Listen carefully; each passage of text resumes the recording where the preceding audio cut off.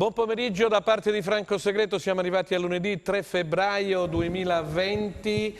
Buon pomeriggio a Stella Battaglia. Buon pomeriggio anche a te, Franco. Siamo alla vigilia questa sera la partita dell'Adriatico tra il Pescara ed il Cosenza, mentre si è giocato tutto l'intero diciamo, terza giornata di campionato. Il Crotone ha perso per 3-1 ad Empoli, poi parleremo anche di quello che è successo nell'ultima parte in Serie C. Dicevamo c'è grande attesa per questa partita del Cosenza per tanti motivi, perché la squadra, la formazione di Braglia è a 7 lunghezze diciamo dalla salvezza, quindi occorrono punti pesanti, pesantissimi, altrimenti potrebbe andare tutto, finire tutto a carte 48. Stella, allora vuoi presentare gli ospiti? Grazie per essere qui con noi anche oggi. Grazie anche a te. Allora, benvenuti ai nostri gentili ospiti in studio. Abbiamo Attilio Malena. Buon pomeriggio a tutti. Benvenuto Attilio.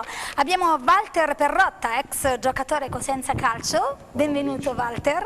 E abbiamo il nostro Pier Giorgio Giorno. Ciao Pier Giorgio, che oggi è stato molto buffo in un suo post Facebook, ha chiesto la grazia per far vincere il Cosenza a San Francesco di Paola, vero? Perché noi essendo calabresi giustamente siamo legati al Santo di Paola.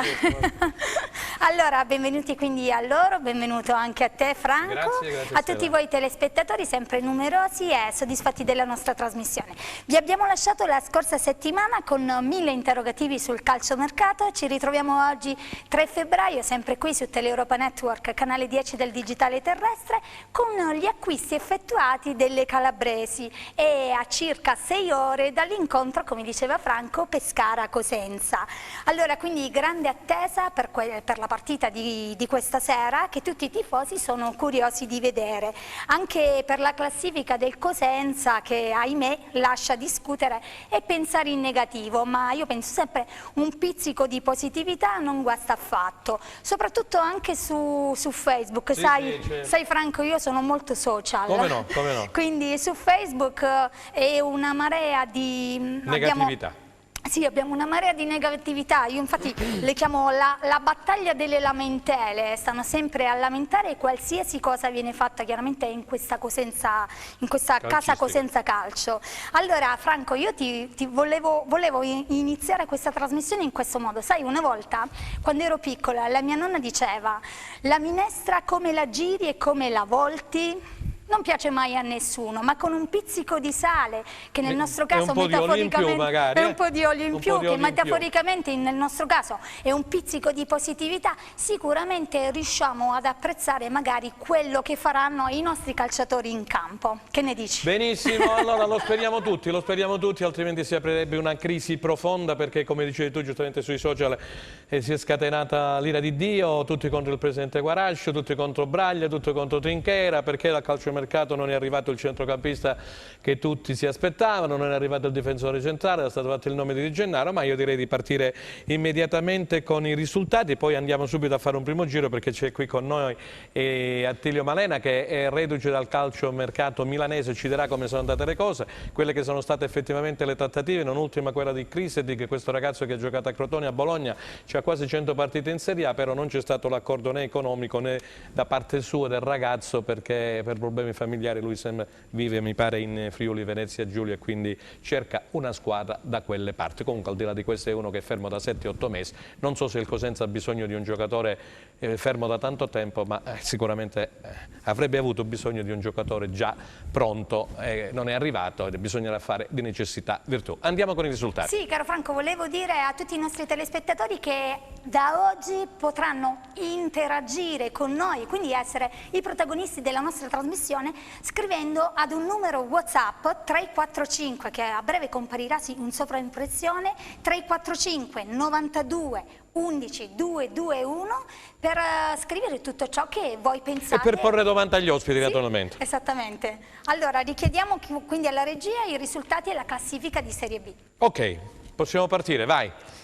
Allora, risultati: Serie B, Benevento Salernitana 1-1, Chievo Venezia 0-1, Cremonese Pisa 3-4, Empoli Crotone 3-1, Frosinone Virtus Entella 1-0, Juve Stabia Perugia 1-2, Livorno Ascoli 0-3, Pescara Cosenza giocherà questa sera alle ore 21, Spezia Pordenone 1-0, Trapani Cittadella 0-3. Allora, richiediamo adesso alla regia, se è possibile, vediamo subito la classifica generale. La classifica generale di Serie B è quella qui.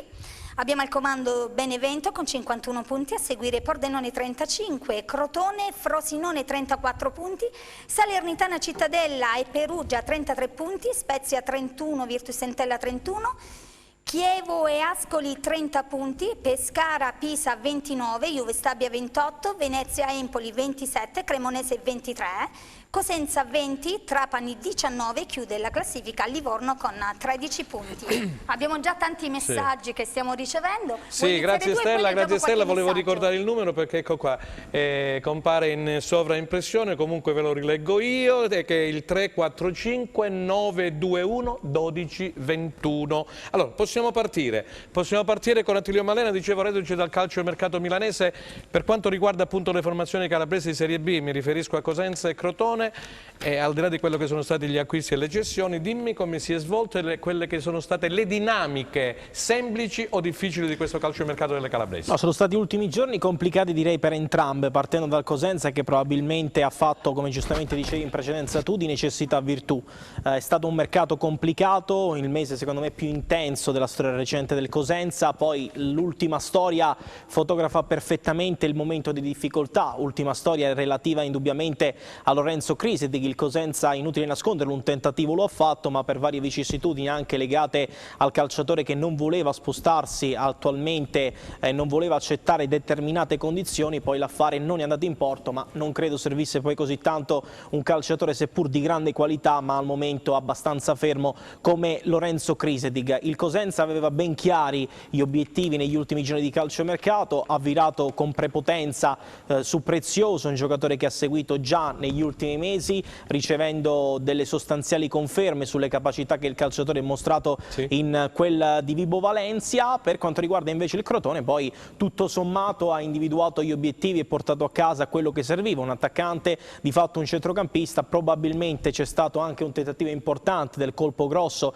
Donnarumma, ma in quella circostanza Donnarumma, è stato chiaro, non riguardava solo il Crotone, riguardava la Salernitana, riguardava anche il Pescara. Il calciatore vuole giocarsi fino in fondo le chance in Serie A alla corte di Eugenio Corini a Brescia. Sono stati giorni caldi, il Cosenza 4 acquisti, 3 cessioni, un mercato equilibrato, ma è chiaro che secondo me era lecito attendersi qualcosa in più dal mercato del Cosenza, mentre per il Crotone tutto sommato credo sia stato un mercato positivo che vada ad aggiungere pedine importanti alla corte di Giovanni Stroppa in attesa di recuperi altrettanto importanti. Ricordarle perché è arrivato Gerbo, no? È arrivato Gerbo, un centrocampista che Stroppa conosce molto bene, polivalente, può fare la mezzala, può fare anche l'esterno di centrocampo all'occorrenza. È arrivato Armenteros che era in scadenza di contratto con il Benevento, soffiato alla concorrenza della Virtus Entella, non si è privato il Crotone di fatto di nessun pezzo pregiato, ha mandato a giocare Nalini in attesa che possa poi recuperare al 100% dal punto di vista fisico. Per il Cosenza non è più una novità l'arrivo di Prezioso, l'arrivo di Casasola, ancora prima quello di Asensio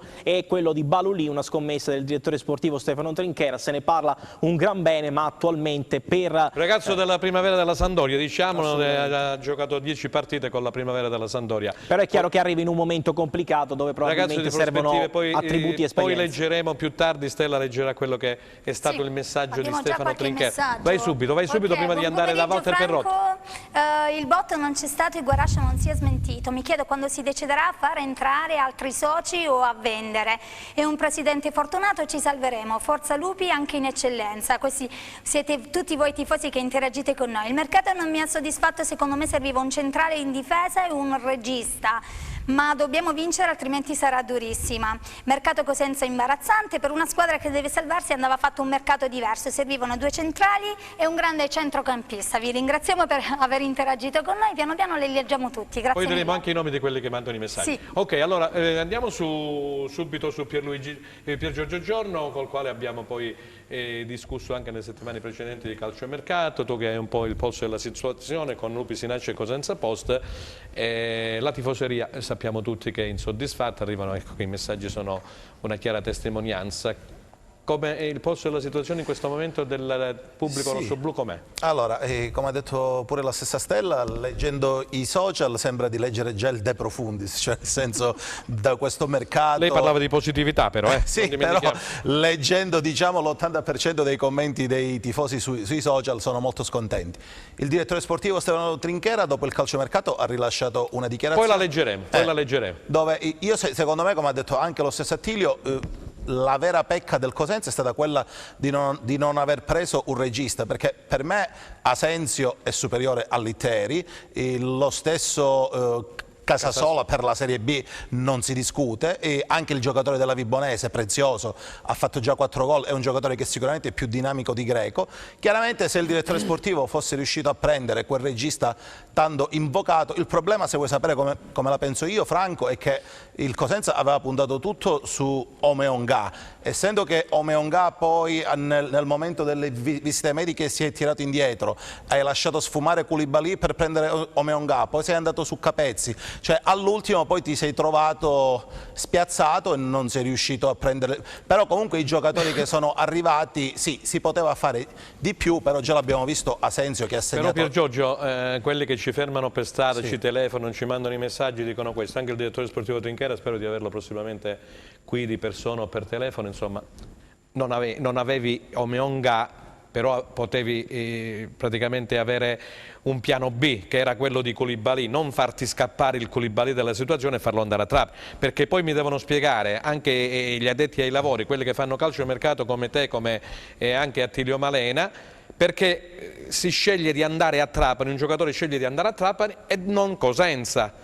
Io questo lo vorrei capire, no, ecco perché chiedevo dei meccanismi. Io da quello che so io, poi non è la verità, io sapevo che il Cosenza aveva in pugno Koulibaly e l'ha mollato proprio per prendere Omeonga, e il fatto che sei saltato Omeonga, poi ti sei trovato senza né l'uno né l'altro, non potevi ritornare su Koulibaly perché ormai l'avevi scaricato. No, in quelle occasioni poi diamo la parola a Walter Perrotta. È importante avere innanzitutto la situazione ben salda in mano, le idee molto chiare. Credo che sostanzialmente... Secondo te ci sono state le idee chiare? Sì, la domanda che ti pongo, me sì. Tu eri a Milano, ci sono state le idee chiare da parte della società Cosenza Calcio? Secondo me le idee c'erano, ma c'è da fare, c'è da contraltare.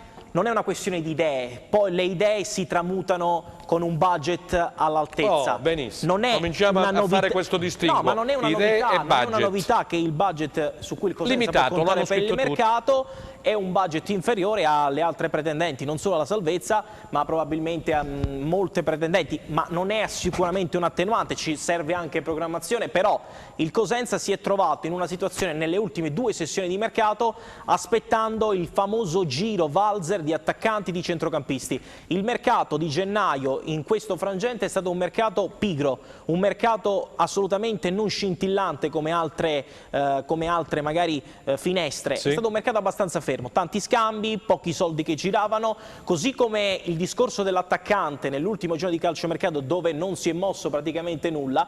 Anche in questo mercato né per i centrocampisti, se non in occasioni come poteva essere per Capezzi, ma per Capezzi senza dubbio sicuramente ci sono delle altre divergenze da dover tenere in considerazione. Si è mosso il Crotone su Capezzi a parità di condizioni, anche per obiettivo è chiaro che il calciatore viene spinto verso Crotone per obiettivi diversi perché conosce la piazza. Poi il Crotone di fatto non poteva garantire quella titolarità di cui Capezzi aveva bisogno, e lui la si può sposta a garantire la Salerno. Salernitana, che al momento lotta per i playoff e può garantirgli anche in ottica futura un qualcosa che il Cosenza ad oggi purtroppo non può garantire. Grazie a te. Altri messaggi prima di dare la parola a Walter Perrotta? Leggo dei messaggi positivi, allora è servita la mia positività all'inizio. Vai. Speriamo che ci sia sul campo questa sera la positività. Forza Lupi anche nelle difficoltà, scrivono nonostante tutto io sono ottimista per il nostro futuro calcistico, Forza Lupi Nuastri. Ancora continuano a scrivere, poi piano piano Walter adesso Perrotta, tocca a Walter, altrimenti dice che sono venuta a fare oggi. Walter Perrotta, no, Walter perché è un giocatore, ha giocato in squadre importanti, Cosenza, San Benedettese, ricordo io, Corneto Sonetti, eccetera, l'una all'altra parte, nella Salernitana stessa, nello Spezia mi pare pure. Spezia, Mantova, Livorno. Quando ci si trova in una situazione come in questo momento il Cosenza, Walter, penso che insomma sarà successo a tutti, sarà successo anche a te, come bisogna muoversi, dal presidente al magazziniere? Bisogna ricompattare un po' le cose nello spogliatoio. E quello secondo me è la cosa più importante. Bisogna ritrovare la coesione, l'appartenenza alla maglia, non sono frasi fatte, sono queste. Con i discorsi che bisogna fare nello spogliatoio, le persone che, diciamo, i leader dello spogliatoio, ci sono sempre i leader in una squadra. sempre i leader, si devono far sentire, quindi cercare di dare a livello di prestazione, di attenzione, di approccio alla partita qualcosa in più rispetto alle partite precedenti, perché il Cosenza stasera si gioca, e l'hai premesso tu all'inizio di campionato, della trasmissione, si gioca tanto. Si gioca tanto. Senti un po' Walter, l'allenatore in questo momento, sia Braglia sia un altro che si trova, anche Castori stesso, cosa possono dare ad una squadra per farla risalire? Ecco, tu ne hai avuti tanti di allenatori, cosa ricordi? Ma, ci premevano e facevano discorsi più a livello mentale? Soprattutto a livello mentale bisogna lavorare, sì, perché in una squadra non tutti hanno il carattere per uscire da queste situazioni, quindi bisogna lavorare su tutti, però principalmente su quelli che sono più deboli. Come secondo me il Cosenza dal punto di vista caratteriale? Ecco, tu che diciamo con la tua esperienza, come inquadri questa squadra di quest'anno? Diciamo che caratterialmente non è una squadra diciamo da terzultimo posto, secondo me. Assolutamente, anzi vedo calciatori come Rivieri che vanno a prendersi la palla, attaccano l'avversario, sì, tanti altri, anche lo stesso Masciasci, che è un giocatore tecnico. Che stasera purtroppo non ci sarà per un infortunio alla caviglia. Però bisogna lavorare molto sulla testa. Io penso che stasera, se usciranno fuori con un risultato positivo, potrà cambiare la testa di molti giocatori e anche dell'ambiente, perché è un risultato molto positivo. Sto parlando di vittoria, però se dovesse essere pareggio, diciamo che piano piano si potrebbe rimettere in moto il meccanismo, perché poi avrai il Benevento, poi te la vai a giocare a Livorno. Perché poi un calciatore dice a se stesso: ma noi abbiamo fatto un buon pareggio, quindi a livello psicologico affronterebbero l'altra partita con il Benevento, che è arduo il compito, però tutto è possibile. Ieri se le sono date di santa ragione, ho visto poi la partita ieri sera. Sia la Salernitana in chiave difensiva mi è piaciuto molto, perché Venturo in chiave difensiva, voglio dire, è uno dei maestri. Dall'altra parte Pippinzaghi perdeva 1-0, poi ha schierato il 4-2-4, ma signori miei, insomma, gente come Atemai, Coda, Sau, che poi insomma, al Benevento sono state annullate 2 gol per dei fuorigioco, però poi ha segnato Sau. Ho visto che c'è un attacco da far paura, e quindi bisogna dosare veramente bene le energie. Allora, ho una domanda per Attilio. Vai. Ok. Allora Attilio, il presidente del Pescara, Sebastiani, ha rilasciato un'intervista nella quale ha dichiarato che è pronto a farsi da parte. Per quanto riguarda la cessione del giocatore Machin, ha aggiunto: mica è andato via Zidane? Secondo te si è messo contro la tifoseria o no?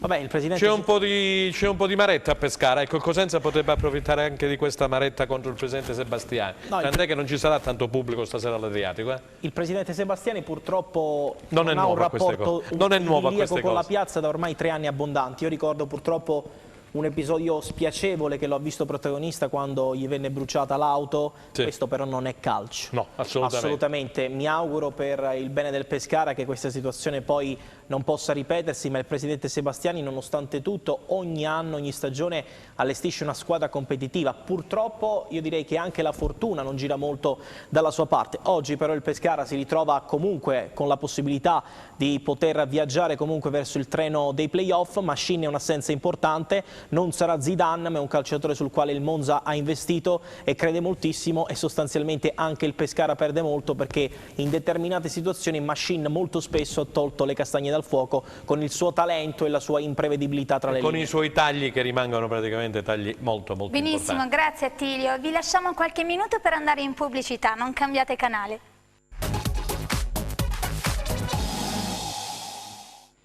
Seconda parte di Replay, lunedì 3 febbraio 2020. 3 febbraio, Stella, sì. arrivano tantissimi messaggi, Mamma sì, mia, hai ragazzi. ragione.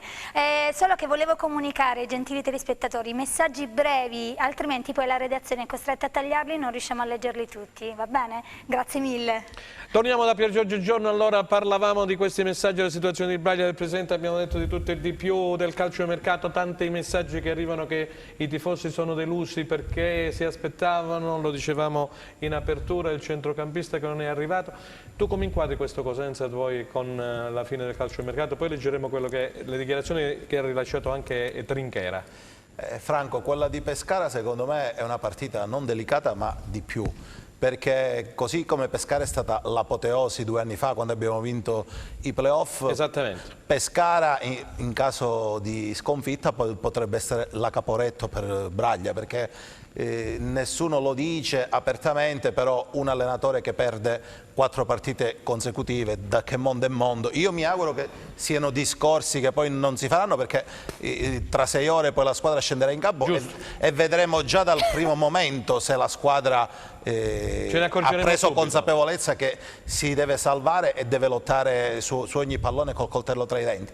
Io mi auguro che questa avventura di Braglia sulla panchina del Cosenza possa continuare, il che significa che il Cosenza, come la stagione, da un girone d'andata un po' con il freno a mano tirato, ha saputo poi nel ritorno fare il filotto. Ecco, il filotto io prendo sempre come esempio la Juve Stabia. La Juve Stabia 3 o 4 domeniche fa era messa malissimo, era al terzultimo posto come noi, poi ha avuto la fortuna o la bravura di fare quel filotto di 2 o 3 risultati utili consecutivi e si è tirata fuori. Quindi io credo che il Cosenza a Pescara abbia tutte le carte in regola, quantomeno per portare a casa un Corriere dello Sport ha titolato, non perché era, diciamo, il mio articolo, ha titolato Cosenza dentro o fuori, riferito al campionato. È una partita importante, è un crocevia, quello di questa sera che è importante. Sono d'accordo perché non devi assolutamente perdere, perché è il risultato proprio che non ci auguriamo, però anche portare a casa un punto, 3 punti, poi comunque è vero che è in casa il Benevento, poi deve andare fuori poi al Livorno, cioè devi iniziare comunque a fare quel filotto di risultati positivi, perché come diceva Walter anche una piccola iniezione di fiducia aiuta per la prossima partita, quindi sicuramente da Pescara io mi auguro un risultato positivo. Certamente ci auguriamo tutti i 3 punti, però se non possono arrivare quantomeno di non perdere la partita. Grazie Pier Giorgio, poi prima di sentire Attilio e Walter, se dalla regia ringrazio Luca Chitto, poi Massimo Fino alla Camera e poi Francesco Camposanni alla messa in onda. E allora vediamo quello che ha detto Trinchera, lo facciamo leggere a Stella Battaglia. Abbiamo una dichiarazione di Trinchera, eccola qua, subito dopo il calciomercato. Stefano Trinchera ha rilasciato una breve dichiarazione in merito alla sessione di calciomercato appena conclusa. Abbiamo operato per puntellare una rosa già di per sé competitiva. Siamo riusciti nell'intento di razionalizzare l'organico inserendo elementi di qualità come Asensio e Casasola e altri di prospettiva come Prezioso e Balulì. Adesso ripartiamo convinti che anche con l'apporto di calciatori pienamente recuperati che sono già in rosa e che possono essere utilizzati dall'allenatore si possano raggiungere i nostri obiettivi.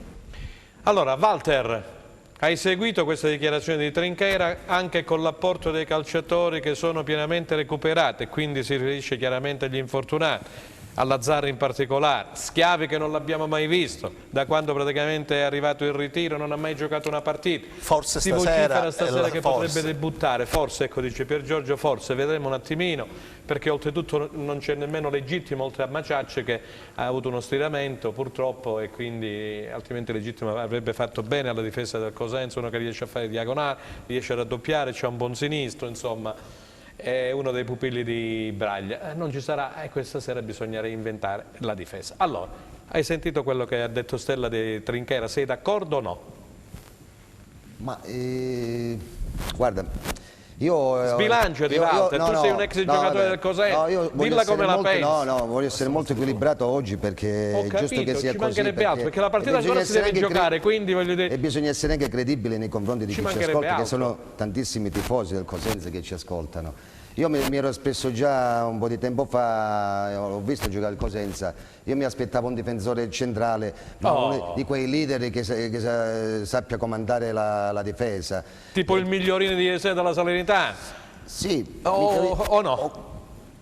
Migliorini è un buon giocatore, però è della Salernitana. Ma ho detto tipo? Sì, tipo, certo, tipo Migliorini.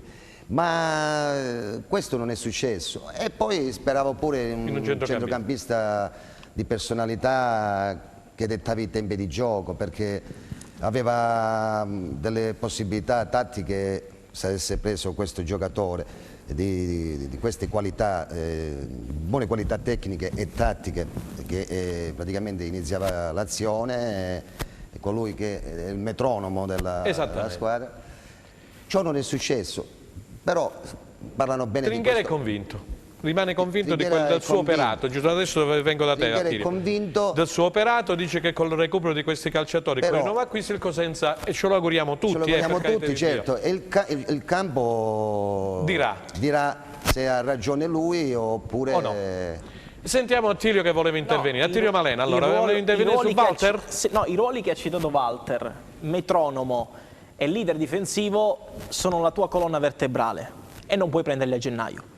Sono ruoli talmente importanti e talmente chiave che questi calciatori vanno presi in estate, quando parte la tua programmazione, quando parte la stagione. Individuarli a gennaio è pressoché impossibile, perché i migliori calciatori chi li ha se li tiene. Il mercato di gennaio è un mercato fatto di occasioni, tu puoi solo aggiungere, non puoi mai andarti ad indebolire. Il Cosenza logicamente ha aggiunto, è un mercato complicato, ma ecco, queste sono lacune emerse dal mercato estivo. Al Cosenza manca il sostituto di Dermaco, ovvero il leader difensivo, e non ha saputo, anche magari invertendo l'aspetto tecnico, perché non per forza ci deve essere il regista, il metronomo alla Pirlo, anche con caratteristiche diverse, però al momento il Cosenza ha questa lacuna.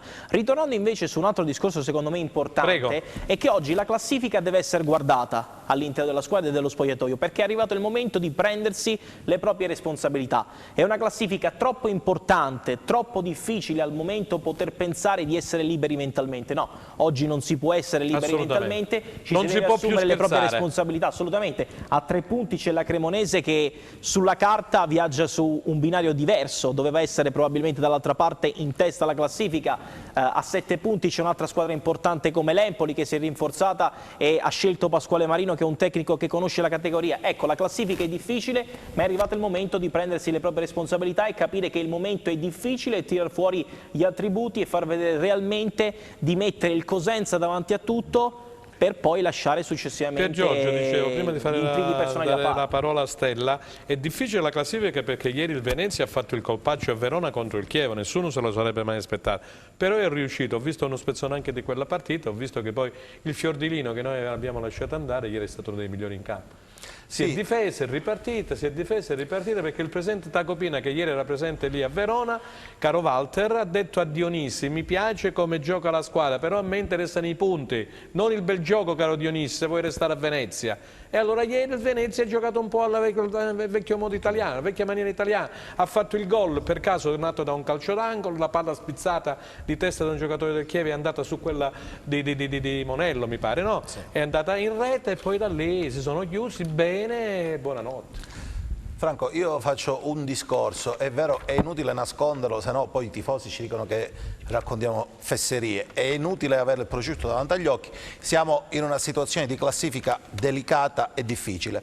Però io penso che il Cosenza ha la forza, soprattutto nelle partite in casa. Io parlavo con te a microfoni spenti, abbiamo 9 partite in casa. Bene, se il Cosenza ha la forza di vincerne almeno 6, cioè vincendo 6 partite in casa e pareggiandone altre 3 e magari in trasferta facendo altri 3, 4, 5 punti, secondo me per salvarti bastano 20, secondo me 45-46 punti, quindi se nel girone d'andata ne hai fatto 20, nel girone di ritorno devi farne almeno 24-25 per giocartela. Io credo che il Cosenza ha le qualità, perché comunque abbiamo visto che questa squadra ha perso 5-6 punti per delle sciocchezze, cioè, è vero che abbiamo 20 punti in classifica, ma abbiamo perso un sacco di punti per errori individuali all'ultimo, cioè siamo stati anche un po' sfortunati e penalizzati. Bene, se il Cosenza saprà cambiare passo, soprattutto iniziando già da Pescara, perché per me il Pescara ha 29 punti, qualora il Cosenza dovesse riuscire a fare il blitz, io considero anche il Pescara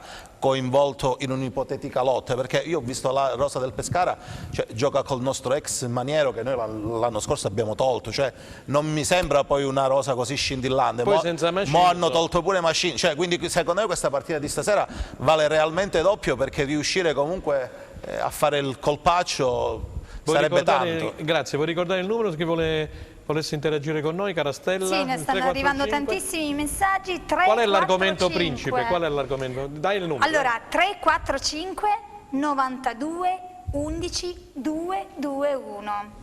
Allora, io avevo una domanda per Walter. E poi mi dice l'argomento principe. Sì, tante lamentele, tanti... Vabbè. Lasciamo stare. Allora, Walter, tu hai giocato nel Cosenza da cosentino puro sangue. Per risalire la china, secondo te, cosa occorre al Cosenza? Chiaramente a cominciare da stasera? Conta, iniziando da stasera, una grande concentrazione. Conta crederci, andare in campo e credere nel risultato, ma col coltello tra le denti. Col cuore e col coltello. Col cuore, certo.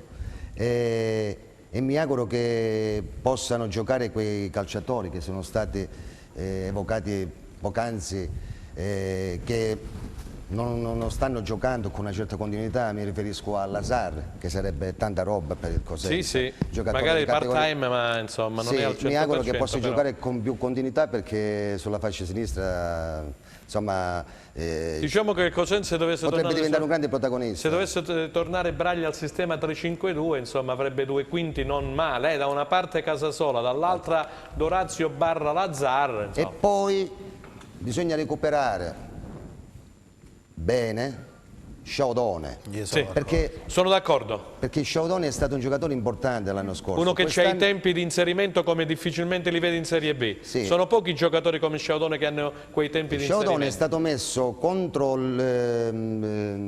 la squadra che poi ha fatto gol alla fine. Contro il Crotone. Contro il derby col Crotone. Lui è entrato determinato, io non lo conosco, però so che è un lottatore. È stato qualcosa che l'anno scorso ha fatto 4-5 gol, a è arrivato livello a gennaio. psicologico l'ha un po' toccato a Sciaudone, non so i motivi, però diciamo che dobbiamo, anche questo fa parte di quel discorso che facevamo all'inizio, di ricomporre un po' lo spogliatoio. Tu pensi che i calciatori buoni noi li abbiamo, sì, solo che non vengono messi in campo? Sì, a volte. A volte. Anche Pierini, volevo toccare il tasto Pierini con Pier Giorgio Giorno e con Attilio, perché Pierini in effetti aveva chiesto di essere ceduto, c'è la Cremonese lì per lì che ha fatto carte false, ce lo potrà qui testimoniare anche Attilio poi ha Malena, preso che era Parigini, a Milano. E il Cosenza aveva chiesto Palombi. Poi che cosa è successo su Pierini? È successo che la Cremonese si è accorta di poter avere forse un'opportunità migliore, di prendere in prestito un calciatore importantissimo come Parigini e ha mollato di fatto la pista Pierini. In mattinata, già l'ultimo giorno di mercato, c'era stato un incontro del direttore sportivo Stefano Trinchera e il collega della Cremonese Nereo Bonato, dove la Cremonese ha comunicato di dover, anche per una questione di rapporti, ottemperare una promessa fatta per il prestito di Parigini, fortemente voluto però dal tecnico Massimo Rastelli. Parigini che ha firmato 4 anni e mezzo al Genoa, ma poi ha scelto, per giocare, per ottenere maggiore minutaggio, ha scelto la Cremonese. Di fatto è uno di quei calciatori che sposta gli equilibri, economicamente insostenibile per il Cosenza, ma Pierini è uno di quei calciatori che ha dimostrato di avere i colpi, è un calciatore che ha dimostrato di avere i colpi, con la giusta componente mentale può essere il tuo 12° uomo in campo. Magari inizialmente non sarà titolare incessantemente all'interno dello schieramento di Braglia, ma è uno di quegli uomini su cui il Cosenza deve poter puntare, perché tecnicamente è superiore alla media e ha grandi colpi, in grado di poter mettere in difficoltà qualunque difesa, e lo ha messo anche Braglia in diverse conferenze stampa. Nell'uno contro uno. Abbiamo qualcosa? Abbiamo nulla, diciamo che riassumiamo un po' i messaggi. Sì, riassumiamo perché sono tantissimi i messaggi. Sì, sono tantissimi, tutti quanti sperano di poter restare in Serie B e ce l'hanno molto con i torti arbitrali che sperano che non ci siano più.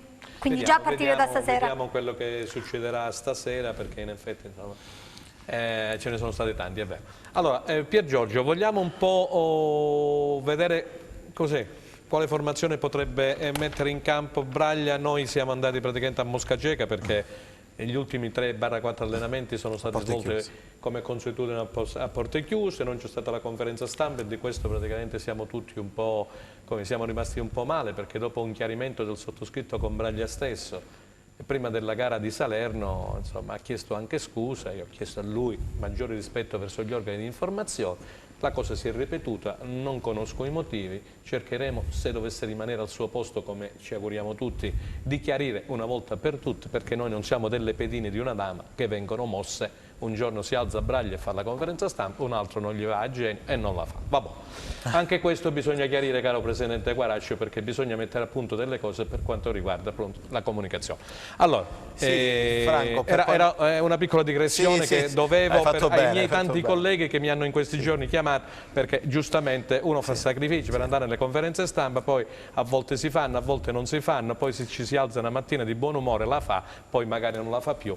Sì, hai fatto bene a chiarire, Franco. No, per carità di Dio, bisogna chiarire col Presidente Guarascio in primis, perché è lui, è il Presidente Guarascio al di sopra di ogni sospetto, quindi è lui, diciamo, quello che gestisce la società, a chiarire tanti punti che non vanno. Sì, è chiaro che siamo in Serie B e la comunicazione, cioè se non parla il Presidente, non parla nemmeno poi l'allenatore, la comunicazione sta a zero dopo. Quindi, ma non è giusto, voglio dire, 3 giorni con le porte chiuse e nemmeno uno straccio di conferenza stampa e aspettare, e grazie a Gianluca Pasqua, perché lui è una personcina che si dà da fare sempre con tutti i colleghi, avere alle 8:05 di sera poi convocati e vedere che non c'è Maciacci, poi vai a capire perché Maciacci non è stato convocato. Sì. Allora, Franco, io comunque, come hai detto tu, è difficile ipotizzare lo schieramento perché senza la conferenza stampa e 2 giorni di porte chiuse è difficile, però conoscendo Braglia nei momenti di difficoltà lui si rifugia spesso nel 3-5-2 e credo che a Pescara il modulo scelto sarà questo, proprio per sfruttare anche i nuovi acquisti, perché tu hai Casasola, quindi che come esterno destro, che lo puoi sfruttare, hai Dorazio e recuperato Lazzar, che si spera almeno 15-20 minuti possa dare un apporto nella ripresa. Finalmente, come ha detto anche lo stesso Trinchera, siamo in attesa di vedere anche i giocatori che non abbiamo mai visto, tipo Schiavi. Cioè, io so che Braglia ha provato più volte in settimana i Schiavi al centro molti lo danno anche della difesa. C'è un ballottaggio con Monaco, però io credo, mi auguro di vedere finalmente in campo questo giocatore, anche per tastarne il polso e le qualità. Anche perché poi dall'altra parte ti ritroverai un'altra formazione probabilmente che si schiererà con lo stesso modulo, perdendo di fatto Machine, che era l'uomo che con Galano supportava la prima punta. Oggi probabilmente dovrebbe rivedersi in campo Palmiero al centro del centrocampo, con 2 mezzale in grado di dar supporto all'attacco, sarà formato Crecco, poi dovrebbe esserci Crecco da una parte, a centro-sinistra, affiancato da Palmiero, e comunque lo stesso Memushai, a destra Zappa, a sinistra Del Grosso. Quindi su questo dovremmo vedere 2 schieramenti a specchio, 3-5-2, 3-5-2. Su questo Le Grottaglie è stato molto chiaro nel tornare all'antico, di inserire una formazione comunque sul pezzo, equilibrata. Ecco, è mancata la continuità e l'equilibrio al Pescara, una squadra anche abbastanza schizofrenica, non sai mai a che Pescara attenderti, o un Pescara scintillante o un Pescara sottotono. Ecco, la missione di Le Grottaglie è stata quella probabilmente di riportare il Pescara coi piedi per terra, e questa missione almeno parzialmente sta funzionando. Walter Perrote, dopo te vengo da te, che gara ti aspetti questa sera alle 21 all'Adriatico? Pescara che viene da una bella vittoria in trasferta ad Udine contro il Pordenone, è una partita da tripla, secondo me. Sì, da tripla, perché il Pescara, non dimentichiamoci che in casa ha perso con la Salernitana. Si gioca meglio fuori il Pescara. Quindi gioca meglio fuori, sono d'accordo con te. Io l'ho vista giocare in casa. Cosenza ne può approfittare. Poi confido anche se gioca in Asensio. Asensio giocherà sicuramente. No, non sono stato molto esaustivo nella domanda che ha fatto Stella, perché ci metto anche il Cosenza ha acquistato pure Asensio, che per me è un signor giocatore, grandi colpitori di testa. È un signor giocatore. Quindi questa partita è da tripla. Il Cosenza deve saper approfittare delle deficienze, diciamo, tattiche, anche gli errori che commetteranno da parte Anche del perché a Pescara. Pescara, come dicevamo prima, non è che c'è un bell'ambiente, ce l'hanno tutti i tifosi, ce l'hanno col presidente Sebastiani, poi ha rilasciato quest'altra dichiarazione, non ci sarà tanto pubblico, un centinaio saranno quelli di Cosenza presenti questa all'Adriatico. Volevi aggiungere qualcosa per lui, Pier Giorgio? Sì, come hai detto tu, comunque sono 100 persone che andranno da Cosenza in un lunedì sera che è lavorativo, secondo me sono anche tante, perché considerato che siamo al terzultimo posto in classifica, in un giorno che comunque si lavora, 100 persone, per dire che la squadra anche a Pescara non giocherà da sola ma sarà sempre spinta dalla famosa torsida rossoblù.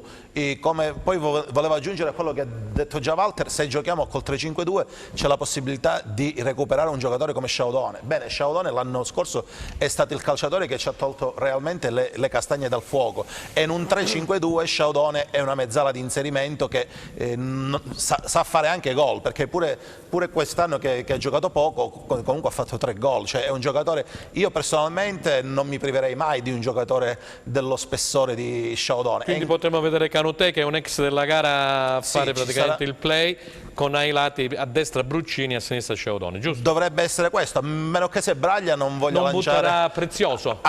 Cioè, noi non l'abbiamo visto, però me ne hanno parlato un gran bene di questo Prezioso. Prezioso, sai come lo chiamano? Il piccolo Nainggolan, con le dovute proporzioni. Sì, no, è un giocatore che ha segnato anche Walter, domenica poi scorsa. mi direi qualcosa, io non lo Prima conosco. di essere ceduto ha segnato anche corrente, è un giocatore che tampona, c'è il grande tiro dalla distanza. Sono preoccupato un po', per le condizioni di Rivière, perché per 3 giorni non si è allenato. Vuol dire che vedremo Pierini, Asensio sarà Baez. sicuramente in campo. Su Rivière credo che all'ultimo scenda in campo, però poi non lo so, se non, Vabbè, ma se le non dovesse alternative farcela ci sono. c'è Baez, Pierini, c'è Carretta. Carretta, quindi le alternative non mancano. Walter, e poi un break sulle giovanili. Walter, voleva aggiungere qualcosina? Prezioso è un incontrista. Tu sei anche osservatore, mi pare, di calcio, Sì, no? sì, anche ultimamente osservatore. hai lavorato anche per la Juventus, eccetera. Un po' di anni fa. Vabbè, però, insomma, comunque, no, ma vado sempre a vedere mastichi un po' di partita, calcio. sì, come no. È un incontrista, un giocatore di grande carattere, Sì. è uno che fa legna in mezzo al campo, quindi speriamo che sia da sprone per gli altri calciatori, perché è importante. avere un gladiatore, No, giustamente. però nel 3-5-2 non puoi assolutamente prescindere da Sciaudone, con tutto il bene per Prezioso, che ha grandissime qualità e grandissime prospettive e può ritagliarsi sicuramente il suo spazio. Oggi, per l'incisività che ha Sciaudone, diventa fondamentale recuperarlo, come giustamente dicevano Walter e Pier Giorgio in studio. Ok, andiamo in pubblicità e poi partiamo Sì. con le giovanili e subito dopo gentilmente la linea. Ricordiamo alla regia di mettersi in contatto con il mister del Rende. Pino Rigoli. Pino Rigoli. Andiamo qualche minuto in pubblicità, restate con noi. Grazie. Allora, terza ed ultima parte di replay, forse abbiamo la telefonata? Sì, abbiamo già in linea il mister del Rende, Pino Rigoli. Pronto? Oh, vi sento piano, buonasera. Buonasera mister, grazie per essere intervenuto alla nostra trasmissione. Come va intanto? So che è stato alla Panchina d'Oro lì a Firenze, com'è andata? Benissimo, benissimo. Ogni anno abbiamo questo appuntamento e quindi è doveroso da parte noi andarci, quindi almeno una volta all'anno ci vediamo tutti. Allora, Rigoli da qualche settimana ha preso in mano il Rende. Mister, stavamo parlando del Cosenza, ma sia Cosenza che Rende in questo momento stanno piangendo, anche le tifoserie. Ma sì, è un momento particolare, io parlo naturalmente del Rende, Sì? anche se mi lega... È stata una sfida con se Cosenza. stesso questo di voler accettare il Rende? Ma è stata una cosa che ho preso perché ci siamo confrontati con la società. Sì? Vedo in queste persone delle persone innanzitutto pulite, che hanno voglia di fare calcio in un certo modo, dove la figura dell'allenatore è importante, e quindi in questo mondo dove il calcio a poco il pallone si sta scoppiando, devo dire che ancora ci sono persone che hanno dei valori, e quindi ho fatto questa scelta sì perché è una sfida con me stesso e poi per cercare di dare il mio contributo a questa società per poterla alla fine di questo campionato poter raggiungere l'obiettivo della salvezza. Stiamo vedendo la classifica generale, la Regina al comando con 56 punti, Bari 50, Ternana 48. Come inquadra Rigoli questa parte alta della classifica? La Regina ha un piede e mezzo in Serie B o c'è possibilità ancora che il campionato sia ancora aperto? penso e mi auguro di sì per la regina, per l'allenatore Mimmo Toscano, che è un mio che salutiamo, amico. Toscano. E penso che la regina è partita forte in un campionato che quest'anno da un punto di vista tecnico si è alzato come livello, come negli ultimi 2 anni invece il livello era scaduto. Devo dire che si è tornato ai tempi di Lecce, Benevento, Foggia, tutte queste squadre qua, quindi un campionato molto livellato in alto, specie nella parte alta delle classifiche, dove magari le altre squadre stanno facendo un buon campionato, mentre la regina sta facendo qualcosa di straordinario fino adesso. Abbiamo Attilio Balena, direttore di Calciomercato Report, reduce dal Calciomercato di Milano. Per Rigoli una domanda? Sì, certo. Attilio? Saluto il mister. Mister, andando sul momento del Rende, buonasera innanzitutto, su quale aspetto ha lavorato appena arrivato? Psicologico o ha trovato magari una condizione fisica non all'altezza? No, guarda, la condizione fisica mi sembra che sia a un buon livello. Naturalmente la condizione mentale non era delle migliori, perché venivano da risultati negativi, e poi stiamo lavorando su quella che è l'organizzazione tattica, dove non possiamo lavorare solo su un aspetto, ma dobbiamo toccare un po' tutti gli aspetti tecnico, cognitivi, tattici e tecnici, quindi cercando di mettere a poco le idee mie e quello del mio staff, per cercare di portare una squadra forte di qua alla fine del campionato, che se dobbiamo già andare a giocare ai play-out dobbiamo cercare di arrivarci nel migliore dei modi. Abbiamo Walter Perrotta, ex giocatore di Cosenza, San Benedettese, Salernitana e Spezia. Walter Perrotta per il mister Rigoli. Salve mister, volevo chiedere Buonasera. una cosa. C'è un po' di malcontento da parte dei tifosi del Rende per il mancato acquisto di un attaccante. Lei cosa ne pensa a tal proposito? Allora guardi, noi con la società ci eravamo prefissati l'obiettivo di prendere non un attaccante ma bensì 2. Solo che come lei sa il mercato di gennaio è un mercato un po' particolare. Pazzerello, è un mercato pazzerello, no? È un mercato pazzerello dove magari devi stare attenti ai giocatori che ti arrivano, se sono, come dire, che ti vogliono appioppare una torta oppure sono realmente. Quindi noi avevamo degli obiettivi ben chiari e precisi, solo che qualche giocatore ha scelto di andare in qualche altra piazza e qualcuno ha preferito rimanere dove è. Quindi l'obiettivo era quello di prendere 2 attaccanti, di prendere un difensore centrale e un centrocampista. Il centrocampista è arrivato, non è arrivato il difensore, non sono arrivati 2 attaccanti, ma perché abbiamo Morselli che è infortunato e quindi proprio da un punto di vista numerico eravamo pochi. Volevamo creare un'alternativa a Libertazzi, che devo dire che con me sta facendo bene, e quindi almeno sono contento di queste prime 2 settimane di lavoro da parte di tutti. Fermo restando che magari c'è qualcuno che è un po' indietro e purtroppo non abbiamo il tempo di poterlo aspettare. Un'ultima cosa, domenica ritornerete in campo contro la Paganese del nostro amico Alessandro Erra. Una vittoria vi rilancerebbe poi in classifica dopo questo 3-0? Assolutamente, noi dobbiamo prepararci al meglio per conquistare il massimo da ecco questa il prossimo gara. turno, Stella.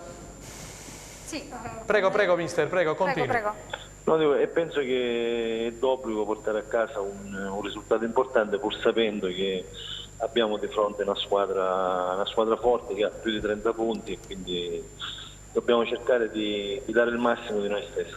Grazie mister, in bocca al lupo, grazie da parte di tutti noi di Teleeuropa, grazie, sperando di averla qui poi qualche lunedì in diretta con noi, grazie. Olè, Stella. Mi pare tutto. che eravamo rimasti alle giovanili del Cosenza i risultati, perché sì, ora richiediamo i risultati e la classifica di Serie C? Richiediamo alla regia? No, le giovanili vuoi che li leggo? Ok, lo faccio subito. Vai subito, così chiudiamo la Serie C, vediamo gli highlights e poi ritorniamo a parlare di Cosenza e Crotone. Allora, andiamo a prendere le giovanili, ecco qui, il poker è servito, così inizia l'articolo. Sul sito del Cosenza Calcio. Sul sito del Cosenza Calcio.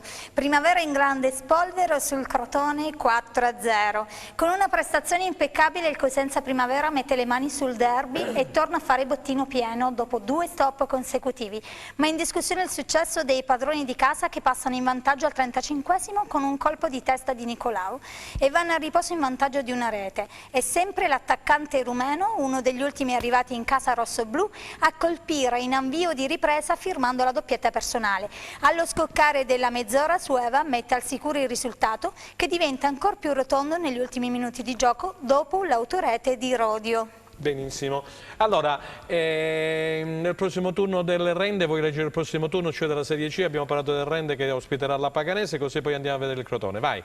Sì, vado a leggere il prossimo turno di Serie C. Mi pare che dalla regia c'è già, ecco, siamo pronti. Grazie a Luca Chito. Eccola qui. Casertana Bisceglie, Cavese Catania, Monopoli Bari, Picerno Vibonese, Regina Ternana, Rende Paganese, Rieti Catanzaro, Sicola Leonzia Potenza, Viterbese Teramo, Francavilla Avellino. Giusto perché eravamo in tema di Serie C, poi ci ritorneremo se avremo qualche altro minuto a disposizione, però io direi a questo punto delle minori del Cosenza hai già detto di andare a vedere la sconfitta, se l'abbiamo, del Crotone maturata ad Empoli, che come diceva in apertura Attilio Malena ha cambiato allenatore, è arrivato Marino e c'è stato anche il bel gol di Tutino, ha dato un altro assist, quindi il Crotone è stato battuto per 3-1. Se abbiamo gli highlights possiamo andarli a vedere. Grazie. Doveva essere la gara del riscatto dopo lo scivolone in casa con lo Spezia, ed invece ad Empoli il Crotone incappa nel secondo stop consecutivo. Ad aprire le marcature la rete di Gennaro Tutino al 17esimo, che ben appostato corregge in rete il tiro cross di Fiamozzi. Neanche il tempo di metabolizzare il gol, che arriva il raddoppio con un tiro dai 25 metri di Mancuso. 3 minuti più tardi la squadra di Stroppa rischia di capitolare al 25esimo con la conclusione strozzata di Mancuso a tu per tu con Cordaz. Allora Crociata suona la carica e dopo aver scheggiato il palo prima dello scadere accorcia le distanze. Poi nel secondo tempo, nonostante i tentativi di raddrizzare la sfida, arriva il gol del KO definitivo al 16esimo con Henderson. Errori evitabili, dice Stroppa nel post gara, che analizza la sconfitta. Cambiare qualcosa bisognava cambiare la testa, bisognava avere più attenzione, quindi il mio pensiero va alle cose scontate, quindi la palla alle spalle, mi riferisco a una delle azioni pronti via, palla al portiere, palla lunga, e noi siamo in piena lettura e andiamo in difficoltà lì. Il secondo gol, mi ricordo, ancora una palla lunga, Golemic la gioca a Tutino. Quindi parliamo di errori sicuramente evitabili, sicuramente sembrava che l'approccio fosse giusto, ma è durato troppo poco, perché la prima situazione dove siamo andati in difficoltà sembrava avessimo perso le certezze, e poi soprattutto quando abbiamo ripreso a fare quello che sappiamo, non in maniera fluida come al solito, e quando arrivi negli ultimi metri e sbagli un cross e sbagli una situazione, non credo che sia regalare qualsiasi situazione agli avversari. Ok, allora era Stroppa, allenatore del Crotone, il Crotone che arriva da 2 sconfitte consecutive, aveva perso in casa prima contro lo Spezia e poi ha perso, come dicevamo, ad Empoli per 3-1. Che succede a questo Crotone? Il Crotone ha sbagliato l'approccio, secondo me, con un Empoli più famelico, che ha approcciato sicuramente meglio rispetto ai pitagorici la partita, e poi se Mancuso si inventa quel gol, se Tutino si cala perfettamente nella nuova parte di centravanti e trascinatore dell'Empoli, guarda caso il mercato che fa la differenza, cross di Fiammozzi, gol di Tutino, approccio migliore quindi, come abbiamo detto, dell'Empoli, un Crotone che anche con un pizzico di fortuna in più ha cercato di rimettersi in partita, ma poi l'Empoli ha dimostrato, almeno da un punto di vista anche della condizione fisica, di essere superiore al Crotone, un Crotone che deve resettare. Credo che rispetto a qualche settimana fa sia indietro dal punto di vista fisico con qualche elemento importante. C'era un'attenuante della mancanza dell'attacco titolare, senza Messias, senza Sini, Armentero sono in perfette condizioni fisiche, così come Maxi Lopez. È un Crotone che migliorerà sicuramente nelle prossime settimane, ma contro l'Empoli sinceramente non è mai stato in grado, secondo me, di impensierire al 100% i toscani. Stelle, stanno passando tantissime di quelle domande su WhatsApp dei nostri telespettatori. Mi vuoi aggiungere qualcosina tu, Pier Giorgio, su questa sconfitta del Crotone, 2 sconfitte, e poi guarda caso ci sarà, poi Stella vi leggerà il prossimo turno, ci sarà Crotone Cremonese che interessa anche ovviamente al Cosenza. No, ha detto già benissimo Attilio che il Crotone ha perso in casa contro lo Spezia, cioè dopo la partita di Cosenza è la seconda sconfitta consecutiva, anche il Pordenone ha rallentato, quindi stanno giocando, cioè, tranne il Benevento che ha fatto il vuoto, secondo me... Anche la Salernitana sta arrivando, Sì, ma c'è il Perugia, c'è il Cittadella, c'è la Salernitana, c'è il Frosinone stesso, cioè per la seconda piazza c'è veramente una bagarre fino all'ultimo, vabbè, col Benevento che è già un piede e mezzo sicuramente in Serie B, sia per il campionato ma soprattutto per l'organico, per il mercato che ha fatto. Il secondo posto secondo me è da 30 punti in poi, dove Chievo e Ascoli possono inserirsi tutti per la vittoria del campionato. E allora ritorniamo a parlare di questa partita, perché poi diamo nella parte finale, andiamo a vedere gli highlights di Serie C, tornando a bomba perché arrivano un sacco di messaggi anche di tifosi che sono già a Pescara, che si aspettano questo riscatto da parte del Cosenza, di mettere da parte le polemiche e di fare un tutt'uno, sinergia nello spogliatoio, nell'ambiente, un po' di tutto per cercare di arrivare a questa benedetta salvezza. Allora, sei d'accordo su quello che dicono i nostri telespettatori, Attilio? Assolutamente. Bisogna praticamente ricompattare tutto l'ambiente. C'è voglia di grande risultato, c'è voglia di ricompattare l'ambiente, poi perché la Serie B e la permanenza del Cosenza in questa categoria va al di là di ogni attrito personale, va al di là di ogni simpatia o antipatia in qualunque ambito. Saremo ripetitivi, ma è un patrimonio assolutamente da non disperdere. Finché ci sarà quel pizzico di speranza va rincorsa, perché sono d'accordo con chi sostiene che il Cosenza ha le possibilità per potersi ancora salvare, nulla è perduto, ma vanno rimesse a posto un po' di cose e finalmente bisogna anche prendersi delle responsabilità importanti. Hai parlato di responsabilità tu, hai parlato di responsabilità anche nel primo intervento in cui dicevi che i giocatori finora non si può più scherzare, da questa serie in poi all'Adriatico di Pescara bisogna fare veramente le cose fatte bene, come diceva Walter Perrotta. Walter voleva aggiungere qualcosa? Con massima attenzione, determinazione, grinta. Io la grinta che ho visto ieri tra Benevento e Salernitana ne ho viste in poche partite onestamente di Serie B. Ci vogliono certezze, consapevolezza nei propri mezzi. E questo te lo dà solo il risultato, però devono andare in campo e essere decisi e dare l'anima ad arrivare a un risultato positivo questa sera. Pier Giorgio, volevi aggiungere qualcosa? Le ultime che arrivano da Pescara? No, le ultime, Franco, è che la squadra sembra molto concentrata sull'obiettivo, anche perché, come hanno detto gli altri, conta in particolar modo l'approccio, perché se tu vai lì a Pescara e scendi in campo molle, senza tempra, tu le buschi pure lì all'Adriatico. Quindi io voglio vedere il Cosenza che ho visto a Pisa, voglio vedere il Cosenza che ho visto alla Cittadella, perché il Cosenza, quando ha giocato col piglio giusto dal primo minuto, abbiamo visto che ha saputo fare anche dei buoni risultati in campi molto difficili, quindi conterà soprattutto l'approccio, ma più che i giocatori io voglio vedere, caro Franco, gli uomini, perché adesso a mercato chiuso non ci sono più scusanti né per Sciaudone, né per Pierini, né per Schiavi, né per Braglia, né per Trinchera. Voglio vedere in campo degli uomini, cioè più che dei calciatori voglio vedere, perché tu da Pescara puoi anche non vincere, però voglio vedere l'approccio giusto della squadra, di una squadra cattiva e convinta di poter portare a casa il risultato. I tifosi hanno lanciato un messaggio, dice vabbè, la società sappiamo quella che è, la mettiamo da parte, per il momento a noi interessano i colori rosso-blu. Caro Attilio, caro Walter, i colori rosso-blu tu hai giocato, sei stato uno di quelli che eri il beniamino quando io cominciavo a scrivere un bel po' di anni fa, della tifoseria cosentina. La tua famiglia abitava dietro, proprio a 100 metri dallo stadio San Vito, bei ricordi, insomma. E dicono vabbè, la società ha fatto quello che ha potuto, mettiamo da parte questi discorsi col presidente eccetera eccetera, concentriamoci sui due colori, rosso-blu, facciamo di tutto per sostenere questa squadra. Questo è un bellissimo messaggio lanciato dalla tifoseria del Cosenza, stare intorno a questa squadra e dare un segnale forte per sostenerla sia in casa che in trasferta. Vai. Sì, non si può che essere d'accordo, lo dicevamo anche qualche secondo fa. Ecco, il Cosenza viene prima di tutto, così come ogni altra squadra. Quando le cose non vanno bene, ecco lì emergono i veri tifosi, il vero 12° uomo in campo, e nel caso del Cosenza, sia in casa che in trasferta, sia quando le cose vanno bene che le cose vanno male, cambia poco. Il tifoso c'è e resta sempre il 12° uomo in campo. Walter Perrotta, che mi aggiungi prima di andare a vedere la Serie C? No, parlare dei tifosi. Bravo, dei tifosi. Sono d'accordissimo. E i tuoi abitano lì.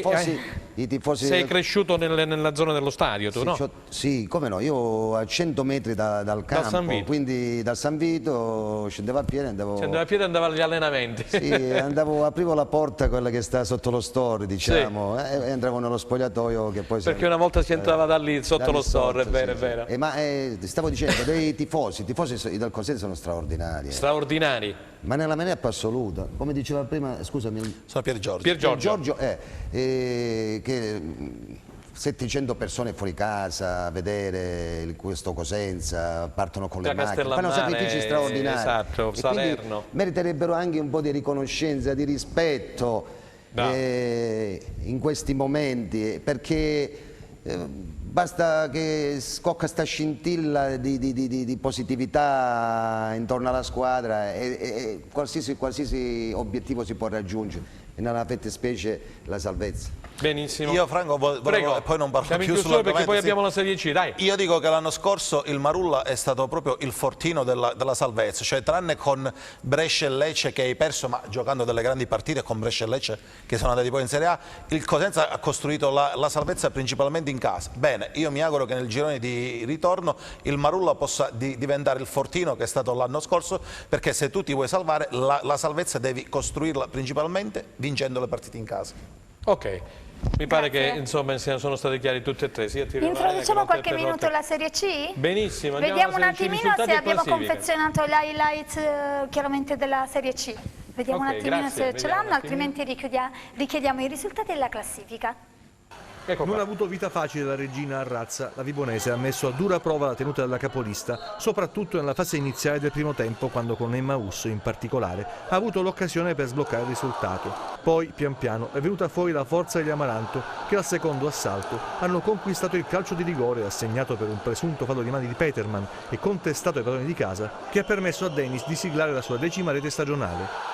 Nella ripresa i vani tentativi di Bubas e Bernardotto di riportare il match in parità e la festa della regina che mantiene il vantaggio di 6 punti sul Bari Maidomo.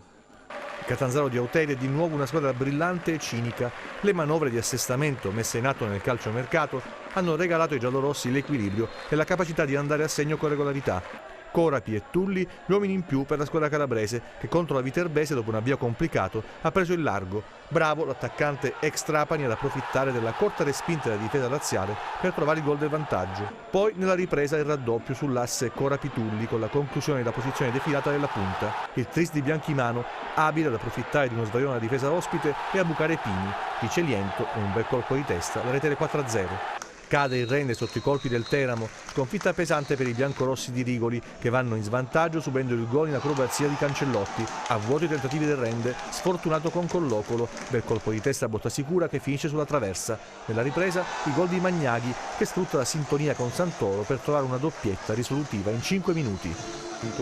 Ok, allora ringraziamo Gianluca Pasqua che ha confezionato questi highlights della Serie C, facciamo un giro a volo, la regina anche se sul rigore, Toscano poi a fine gara è stato onesto, ha detto è stata una gara sofferta il derby di Vibo, però l'importante erano i 3 punti che sono arrivati, quindi sono ancora 6 le lunghezze tra Regina che comanda la classifica e il Bari che è al secondo posto. Esattamente, oggi l'importante era non perdere il passo in attesa di una brillantezza fisica diversa, ma poi per chi vince un campionato, il campionato regala molte fasi, la fase della brillantezza del gioco, la fase della sofferenza e la fase dove devi ottenere il risultato per cercare di mantenere i punti di vantaggio. Oggi la Regina, nonostante tutto, dimostra assolutamente di essere superiore rispetto a Bari e Ternana, ha una continuità di rendimento e soprattutto può contare su un bomber di razza, e figuriamoci che qualcuno aveva messo in discussione l'importanza di Dennis per la Regina. Addirittura. German Dennis in questa categoria anche al 30-40% fa la differenza, anche nel battere un rigore con quella sicurezza, con quella tranquillità fa capire di essere di un'altra categoria. Il Catanzaro sembra essere rinato grazie al riavvento di Auteri, grazie ad una grande campagna acquisti. Il Rende continua a soffrire ma ha ancora la capacità di poter agganciarsi al treno Rigolo è stato chiaro, hai visto che sì. ha detto ci giochiamo i play-out, insomma. E la Vibonese che nonostante tutto ha come obiettivo resta sempre la salvezza e può assolutamente raggiungerla anche aritmeticamente a stretto giro di posta, fermo restando che dal mercato probabilmente non siano arrivati gli innesti sperati. La Vibonese ha lavorato anche all'acquisto di Ciccone, all'acquisto di Sbrissa, di fatto Prezioso è stato sostituito con Signorelli che per la prima volta in carriera scende in Serie C e potrà dare il suo contributo in termini di leadership e anche di esperienza. Walter, che mi dici delle formazioni di Serie C calabresi?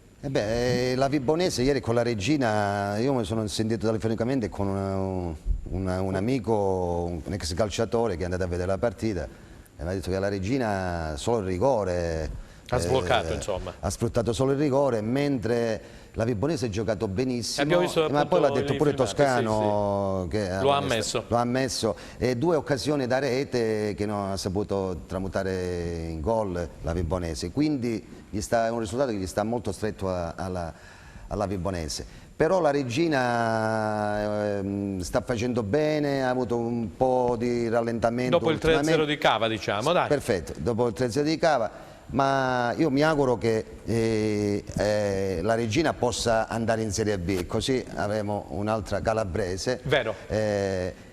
Ma ancora il campionato non è finito e questo secondo me lo sa anche Toscano, perché ma Mimmo sta sempre con i piedi per terra, terrà sulle corde i giocatori fino all'ultimo minuto dell'ultima giornata. Se conosco Mimmo sta sempre con i piedi gli allenatori ragionano così, quindi io direi soprattutto un professionista e un perfezionista.